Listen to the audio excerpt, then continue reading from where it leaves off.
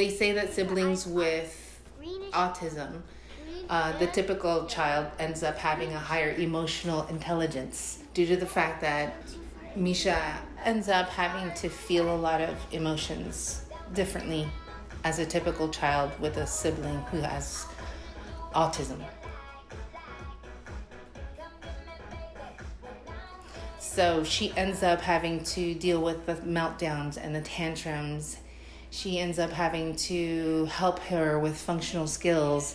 What I do is I try to say for her to calm down. Like we tell her usually first stop crying and then iPhone or iPad. And that's what we do sometimes to help her. Misha has had to grow up a little bit faster than she's supposed to. But what's been so beautiful is watching Michaela grow with her role model, her sister. We've really tried to make sure that that relationship was nourished. We felt like it really helped her to see model behavior. And she watches her sister, and her sister's a visual model for her in that way. That's why when you watch them dance, Michaela all of a sudden just follows suit.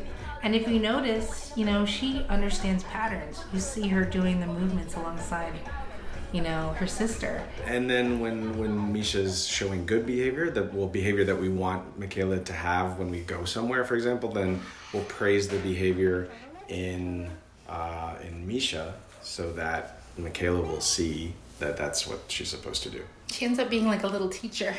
My favorite thing about her is how loving she is and how she stands up for me when I'm sad and comforts me, and I see her as a little singer in 10 years because she sings a lot and she loves to listen to music and copy it on her iPod, and she just loves to record her singing and music videos and other things. Misha builds up this essence of protection for her sister because of the fact that the world is so different and she's different, and she has a sense that her sister needs to survive in a different way than most people.